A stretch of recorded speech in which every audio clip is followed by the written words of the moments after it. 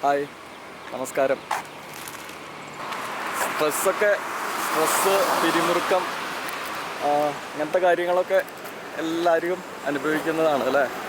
നമ്മുടെ ജീവിതത്തിൻ്റെ ഒരു ഭാഗമാണത്.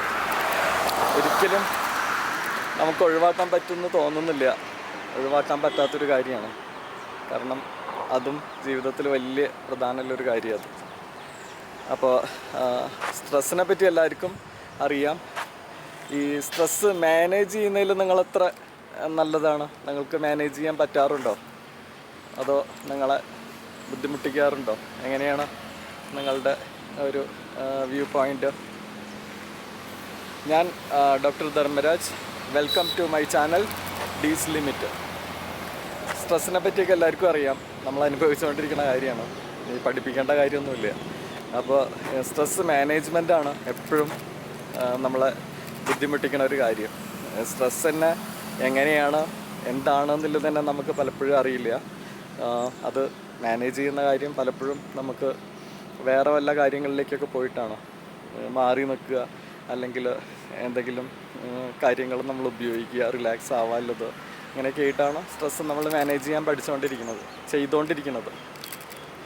സ്ട്രെസ്സും അറിയില്ല, അത് മാനേജ് ചെയ്യുക എങ്ങനെയൊന്നും അറിയില്ല. അപ്പോൾ ആ ഒരു സാധനം വന്നു കഴിഞ്ഞാൽ ഇങ്ങനെയൊക്കെ ചെയ്യാന്നുള്ളതാണ് നമ്മൾ ചെയ്തുകൊണ്ടിരിക്കുന്ന രീതി. സ്ട്രെസ്സ് ശരിക്കും വളരെ ആവശ്യമുള്ളൊരു കാര്യമാണ്. ശരിക്കും ഒരു മോട്ടിവേഷണൽ ഫാക്ടറാണ് ഈ സ്ട്രെസ് എന്ന് പറയുന്നത്. നമ്മളെല്ലാ കാര്യങ്ങളും ചെയ്യിപ്പിക്കാൻ വേണ്ടിയിട്ട് ഈ പുഷ് ചെയ്യുന്നതും മോട്ടിവേറ്റ് ചെയ്യുന്നതും അത് ചെയ്യിപ്പിക്കുന്നതൊക്കെ ഈ സ്ട്രെസ്സിൽ കൊണ്ടാണ്. അല്ലെങ്കിൽ നമ്മളങ്ങനെ ചെയ്യുമൊന്നുമില്ല ഒരു കാര്യം. അപ്പോൾ ഇത് വലിയ പ്രധാനമുള്ളൊരു കാര്യമാണ്. ഇനി അത് മാനേജ് ചെയ്യലാണ് അതിൻ്റെ കാര്യം. സ്ട്രെസ്സ് പല ആൾക്കാർക്ക് പല രീതിയിലാണ് ഉണ്ടാവുക. ചില ആൾക്കാർക്ക് അത് വളരെ വലിയ വ്യാപ്തിയായിട്ടാണ് അനുഭവപ്പെടുക. അപ്പോൾ അവർക്കൊന്നും ചെയ്യാൻ പറ്റില്ല. അവർ സൈലൻ്റ് ആവും, ദേഷ്യം പിടിക്കും, പല കാര്യങ്ങളിൽ കൂടെയൊക്കെ പോവും, അങ്ങനെയൊക്കെ ആവും. ഇങ്ങനെ സ്ട്രെസ്സ് ശരിക്കും മാനേജ് ചെയ്യുക. സ്ട്രെസ്സ് അല്ലെങ്കിൽ പിരിമുറുക്കം നമുക്ക് ഉണ്ടാവുന്നതിൻ്റെ ഒരു വലിയൊരു കാര്യം എന്താണെന്ന് വെച്ച് കഴിഞ്ഞാൽ, നമ്മളൊരു കാര്യം ചെയ്ത് തീർത്തിട്ടല്ല, ചെയ്ത് കംപ്ലീറ്റ് ആക്കിയിട്ടില്ലതല്ല നമുക്ക് സ്ട്രെസ് ഉണ്ടാവുക. നമ്മളൊരു കാര്യം ചെയ്യാതിരുന്നിട്ടാണ്, അതായത് ചെയ്യണം എന്നുള്ള ഒരു ഇതിൽ ഇരുന്നിട്ടാണ്, അതാണ് നമുക്ക് സ്ട്രെസ് ഉണ്ടാക്കുന്നത്. എന്നാൽ ചെയ്തിട്ടും ഉണ്ടാവില്ല. അപ്പോൾ ഫസ്റ്റ് എന്താണെന്ന് വെച്ച് കഴിഞ്ഞാൽ, കാര്യങ്ങൾ കറക്റ്റായിട്ട് ചെയ്യുക. അത് ചെയ്യാൻ വേണ്ടിയിട്ട് എങ്ങനെയെന്ന് വെച്ച് കഴിഞ്ഞാൽ, ഓരോ കാര്യത്തിനും അതിൻ്റേതായ പ്രാധാന്യമുണ്ട്. ഇപ്പോൾ എക്സാമ്പിൾ നമ്മളുടെ നാട്ടിലുള്ളതാണ്. ഇപ്പോൾ ഒരു ഗോൾഡ് ലോൺ ഉണ്ട്, അത് പുതുക്കി വയ്ക്കണം.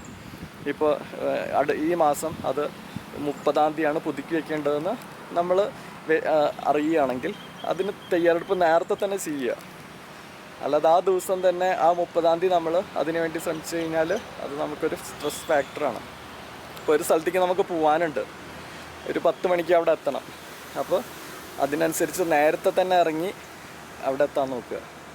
കാര്യങ്ങളുടെ പ്രാധാന്യത്തിനനുസരിച്ചിട്ട് കാര്യങ്ങൾ ചാർട്ട് ചെയ്യുക. അതായത് 1, 2 എന്നുള്ള രീതിയിൽ വെക്കുക. എന്നിട്ട് അത് ചെയ്തു തുടങ്ങുക. പിന്നെ അടുത്തൊരു കാര്യം എന്താണെന്ന് വെച്ച് കഴിഞ്ഞാൽ, അവോയ്ഡ് സിറ്റുവേഷൻ. നമ്മളെ പിരിമുറുക്കം കൂട്ടുന്ന ആൾക്കാരായിട്ടുള്ള സംസാരം, അല്ലെങ്കിൽ അവരായിട്ട് ഇപ്പോൾ പ്രത്യേക ടോപ്പിക്ക് സംസാരിച്ച് കഴിഞ്ഞാലാണ് അവർ നമ്മൾക്ക് പിരിമുറുക്കം ഉണ്ടാക്കുക. അവരെ നമ്മളെ ബുദ്ധിമുട്ടിക്കുന്ന രീതിയിൽ സംസാരിക്കുക. ആ ടോപ്പിക്കൊക്കെ അണ്ടർസ്റ്റാൻഡ് ചെയ്തിട്ട് ഒഴിവാക്കുക അത്. അപ്പോൾ സ്ട്രെസ് മാനേജ്മെൻറ്റ് എന്ന് പറഞ്ഞു കഴിഞ്ഞാൽ, ഈ സ്ട്രെസ് ഉണ്ടാക്കുന്ന കാര്യങ്ങൾ നമ്മൾ ആദ്യം ഐഡൻറ്റിഫൈ ചെയ്യുക, എന്നിട്ട് അത് മനസ്സിലാക്കി മാനേജ് ചെയ്യാൻ പഠിക്കുക എന്നുള്ളതാണ്. ഇപ്പോൾ സ്ട്രെസ് മാനേജ്മെൻറ്റിന് വലിയൊരു ഹെൽപ്പ് ചെയ്യുന്ന കാര്യമാണ് മെഡിറ്റേഷൻ, അങ്ങനത്തെ കാര്യങ്ങളൊക്കെ. അപ്പോൾ ഞങ്ങളുടെ മെഡിറ്റേഷൻ കോഴ്സൊക്കെ ഉണ്ട്, നിങ്ങൾക്ക് പരിഗണിക്കാം. ഈ വീഡിയോ നിങ്ങളെ ഹെൽപ്പ് ചെയ്തെന്ന് വിചാരിക്കുന്നു. വീണ്ടും കാണാം. Thank you so much. നല്ലൊരു ദിവസം കൂടി ആശംസിക്കുന്നു.